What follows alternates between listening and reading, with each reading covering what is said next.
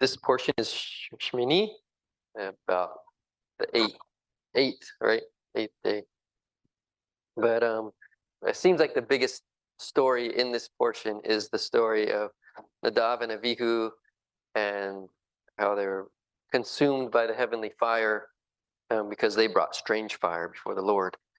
And the story holds many lessons, and I'm just going to kind of try to focus on just one part, the part about when it talks about Aharon remaining silent or being silent. And I mean, for me, this is like a kind of a personal connection I have with Aharon.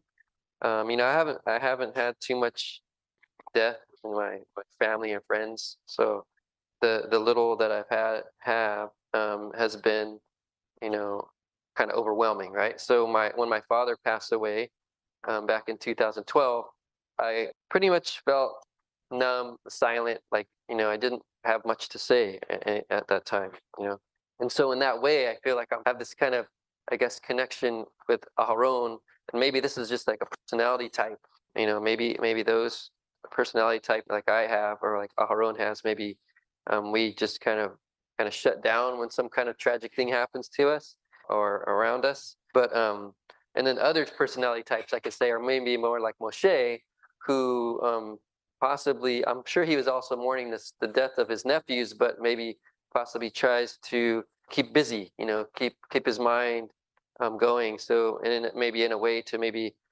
even distract himself from the pain or hurt or whatever. I'm not sure. It's my guess. These are my guesses.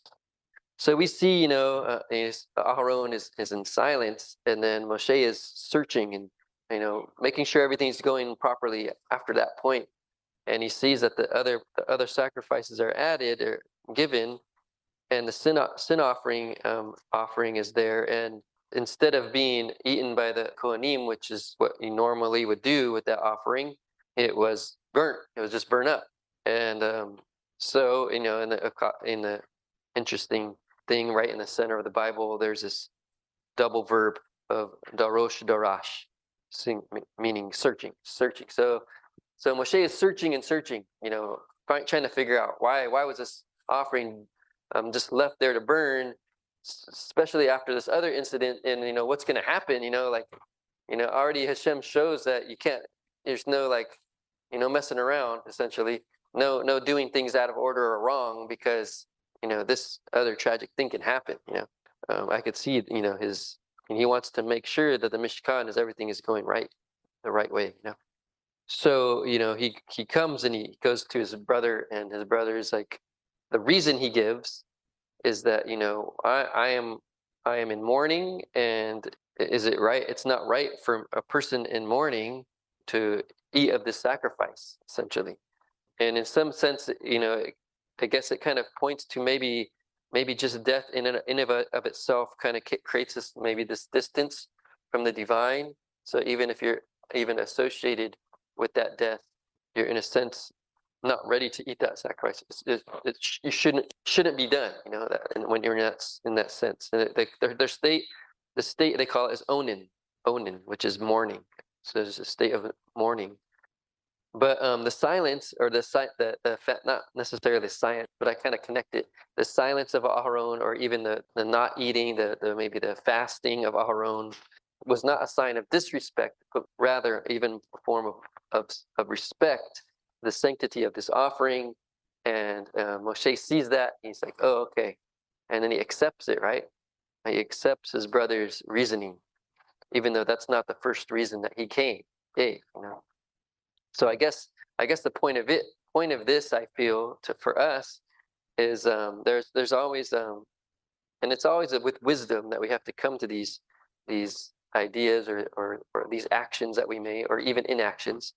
So with wisdom, silence can be a powerful thing. Sometimes it is the right thing to do. Silence is the right thing to do. Sometimes inaction is the right thing to do. Not always, obviously. Oftentimes we need to do something. We need to act. But once in a while, there is a time it's better not to act. It's better to be silent and to wait upon Hashem, to wait for the right moment, or to see, like, this is not like Aharon saw. It's not wise. It's not right to even eat the offering, even though it's supposed to be done. But in this instance, it's not. So it's almost like you have to have this wisdom. We have to seek this wisdom. We have to try to learn this wisdom so we know, I guess, what to do at what time. Just like that proverb says, in every season and every time, there's a season for everything to do or not do. The famous proverb. Time for grief, time for mourning, time for happiness, time for fighting, time for peace. All those things. Maybe we learn also from Moshe and Aharon's example that sometimes inaction is the right thing to do, but also in looking at Moshe's example, that also studying and digging deep is a necessity for us to do. And so I'll let that sink in, and may you also, learn these things. I feel I'm learning it as I age, and I think we all learn these things as we go along. But I pray that we all are able to learn these things. So, Shabbat Shalom, everybody. Shalom. Does you know what about Nadav and Avihu? I just heard this morning a drash that they were so high and connected with Hashem that the sin is that they did something that they don't supposed to do. Okay, the Hashem service is an order. Hashem is an order. So what they say that they did it on purpose to show the Israel that even it is something for Hashem, it has to be done the way He wants it, not the way He wants it. So they say that they did it on purpose. But that also gives us another couple of teachings. One of them is that we can see how Moshe goes and I say, hey, what happened? You're supposed to. And Aaron says, well, these things happen to me. How can I do that?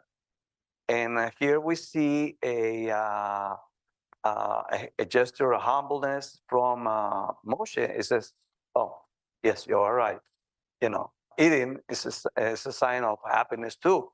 And we're not supposed to eat what we like, especially when we're in mourning. So that's two things. One is that we have to do the service according to what it is already established by our sages, let's say like we're doing right now, okay? It has to be in a certain order. And the other one is what Moshe responded, he says, oh, you are right. Not just because you are in a position of a command or high position, you're not inflexible. You're not, you can do a mistake. And Moshe shows us that even though he was who he was, he recognized that, yes, you are right. So it's something that we have to learn from that.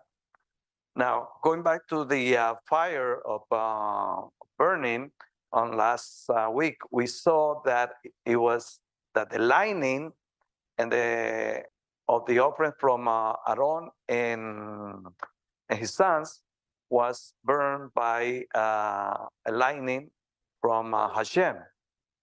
And they say that from that moment on, the light of the burning was kept for 116 years. Okay, so because it how can I say it represents the connection between the Am Israel and Hashem, keeping that lining burning. Now we don't have a Mishkan, so we don't have that lining nowadays. So we don't have lining, we don't have Mishkan, but we already know that the sacrifices were replaced by our prayers, the offering of our prayers. So what we can do in order to keep that thing or connection alive is through our prayers, but also through our actions and our daily actions, like the Shahri, Minha, Arbit, and the Shema before we go to sleep. Okay, so that's the way we keep that light, that fire burning. Okay, and through all those 16 years, they had to work on that every day, make sure that the fire was not off for a minute. So that shows that they were persistent. The same way we have to be persistent nowadays, even though we have our mundane things to do. We cannot, not just because I'm working, I'm not gonna do minha because I'm too busy. So and there is a saying that minha is almost like the most important or has more significant uh, before Hashem, because it means that we are in the middle of the day, we're doing our things, and we take the time to do the minha prayers. So it has a lot of value to Hashem's eyes, because on Shahari, you wake up, you get ready, and you do Shahari. Arbit, the same thing. You're getting ready to go to bed, and you do it. But minha is really important. I don't know. So we have to make sure that minha is always done between the times that we're supposed to do it, and with the connection we're supposed to do. That's another thing that we have to how we keep the connection. It's not just saying the prayers like 200 miles an hour. No, we have to make sure that we understand each word. Yes, we kind of know with time what's the next word is coming. But even with that, we cannot let our, I call wild thoughts get into our head. Because when and I'm pretty sure that most of us can say the Shema, without even thinking it. But that's the point. We cannot say it without thinking. We have to be in the time. We have to be in the moment, making sure that every word that we said, it has a meaningful, and we really mean it, and it's coming from our heart. It's not like we're reciting or we're singing a song, any kind of song. So that's how we keep that light burning and alive all the time and every single day. Sure.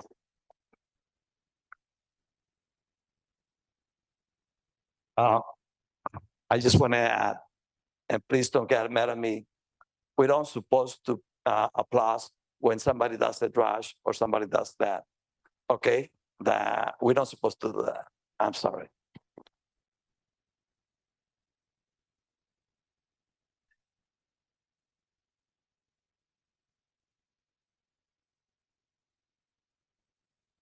I want to talk about the same portion that Reuben and Ezra talked about.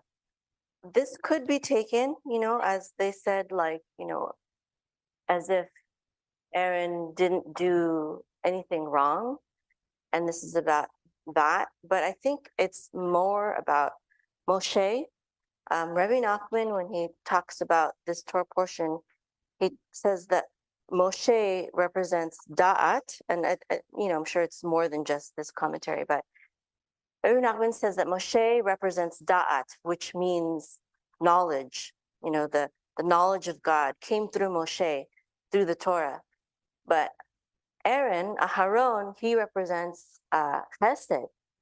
He represents this devoted loving kindness, and he's known as a peacemaker in Israel. He was very loved, and he was mourned when he died. Despite the sins, that the Torah recorded of him, he was known by the children of Israel as as someone who was on their side, who was for them. And even the story of the golden calf, it was commented on by our sages as if he was trying to kind of just stall, when he said, I put this in and out jumped the calf, that there was some kind of truth to that. I don't know if that's true. I tend to disbelieve all that. And I think that Aharon sinned by not eating the sin offering as he was commanded to do. Instead, he turned it into an olah, a burnt offering. But he didn't do it with bad intentions.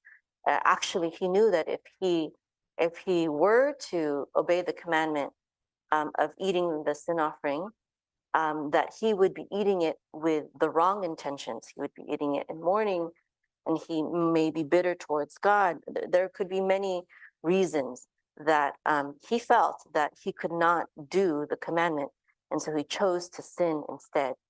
And when it says at the end, it says Moses, he says, basically, Aharon was saying, even if I did follow God's commandment, would he have been pleased with me? And it said that it was good in Moshe's eyes in the Hebrew.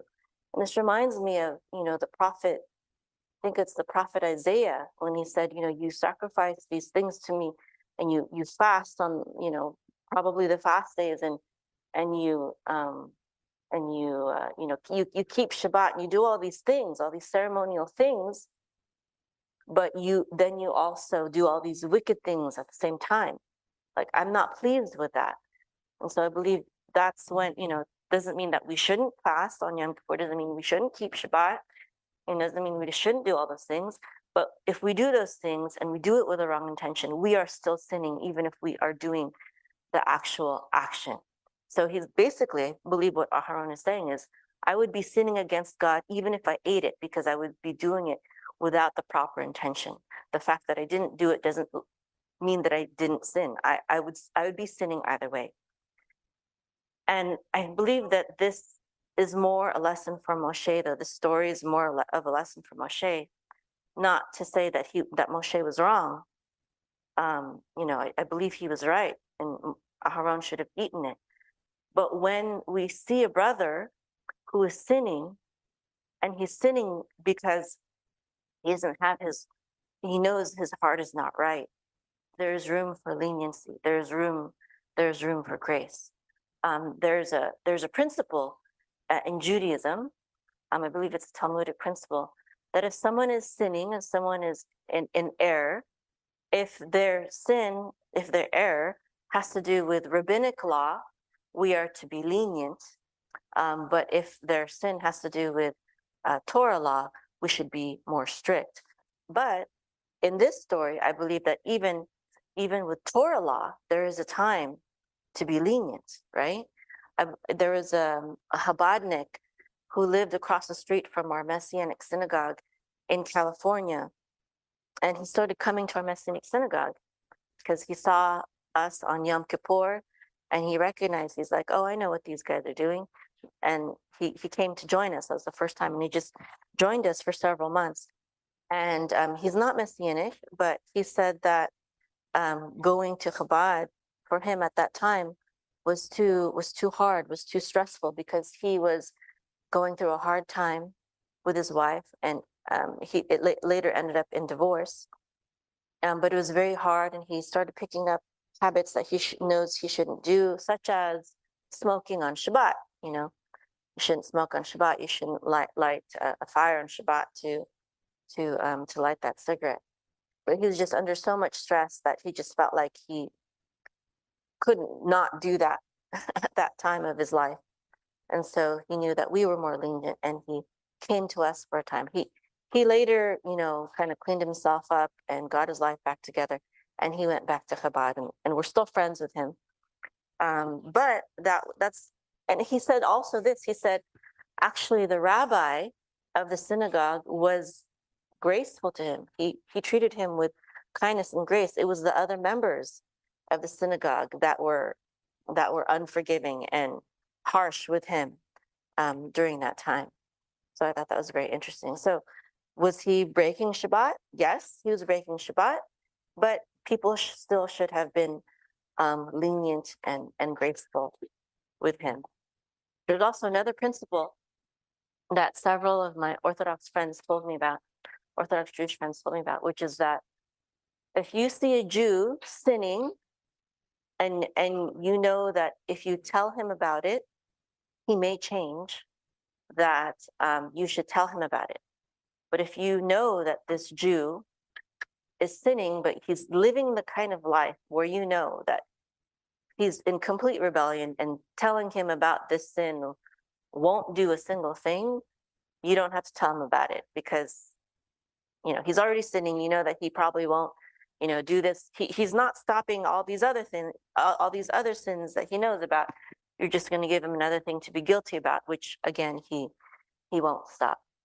So these are just ways and principles of how to approach the Torah in a way that is gracious and merciful. And again, I guess as Ruben was saying, there's a time to keep silent. There's a time to keep silent. There's a time to exhort people and encourage them to keep the Torah. And there's also time to be silent and understand that they might not be in a time of their life where they are ready to receive those words of exhortation.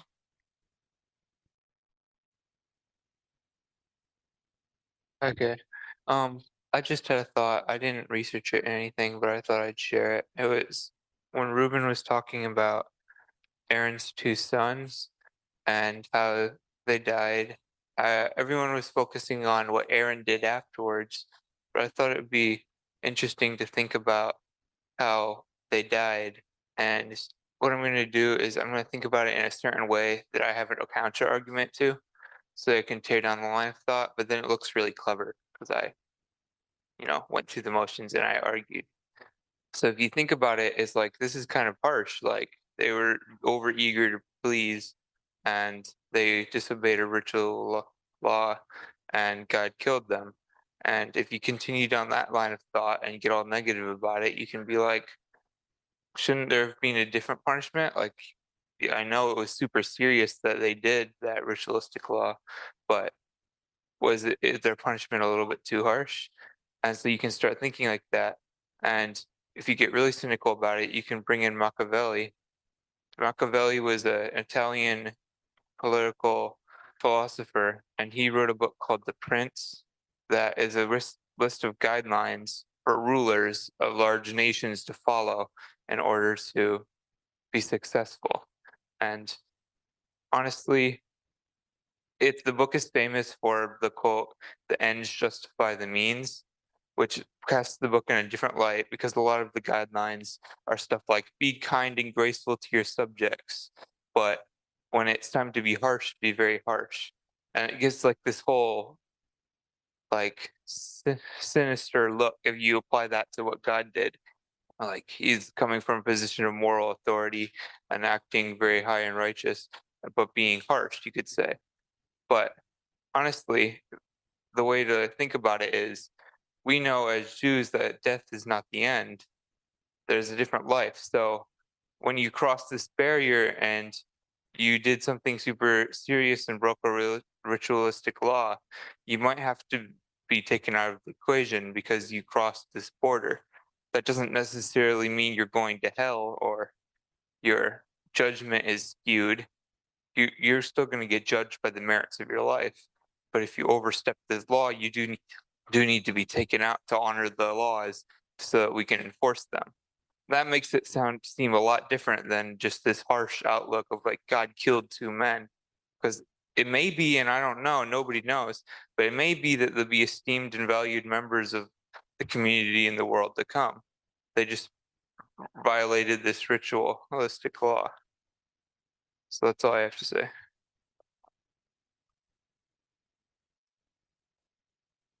Yeah, that's I don't know why we didn't talk about it.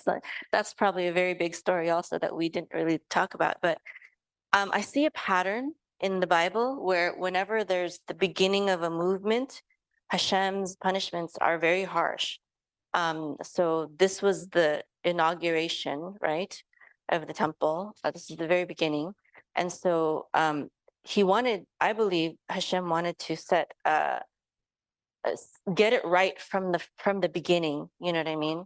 And you know, we see something very similar with I don't remember their names. Was it Sapphira and his Ananias and Sapphira, right? Ananias and Sapphira, they lied about their offering and they were immediately struck down. And I believe also because it's in the beginning, was the beginning of that movement, and Hashem wanted it to be pure from the beginning, because in the beginning is when everything is kind of, it sets the tone for the rest of it, for the rest. And so I believe that's why Hashem is harsh in the beginning. And when you do it in the beginning, like my children, I'm a very strict mom, sometimes harsh, and my children are used to me, so to them it doesn't feel like it's harsh. I feel, and so, and from a young child, toddler, I'll give them timeouts and I'll expect them to do certain things, and then children that may not know me or my ways, it may seem a lot harsher, a lot harder to follow. And again, I think that's when you set the tone in the beginning, when you set up a lot of structure and discipline in the beginning, it helps. You don't have to bring the child back as much as far, because they never had room to stray that much, and for me, I felt like it was the opposite. I felt like my parents gave me a lot of leniency, and I did a lot of bad things that I did not want my own children to repeat, which is why I became so strict. And I feel like it worked, and so I see the wisdom, as a parent, I see the wisdom in sometimes Hashem's harsh judgments. And what I don't see, actually, what I don't see is I more don't see and understand when he is too lenient later on, like with David, or some of his other servants, that we see in the Bible. I'm like, you were so harsh here, which I understand, but why were you so lenient here? So that's what often I have a hard time understanding. Yeah, it is very hard to understand. And the two examples you gave, I think one we could relate better with the Ananias and Sapphira example, in a way that we can see, like, they weren't being honest. That kind of connects into people to people. Someone's not being honest. Whereas when you don't understand the law or the connection to Hashem, there's this more of a just not understanding it. You know what I mean? And also, I mean, I like to, I'm kind of think I'm more scientific, or not scientific, but like try to give rational reasons. And I feel like maybe the way Hashem set it up, maybe even physics or whatever that he set up this fire to work, it worked a certain way. And just like you don't walk out in a lightning storm with a big giant lightning rod out there, maybe that's what they were doing in a sense, and they were just bringing these lightning rods out to where the fire is going to get them, essentially. So that's the way Hashem said it. It's already in motion, so you can't like reverse it. Maybe that's the way it worked. I don't know. We will find out one day. It will all be revealed.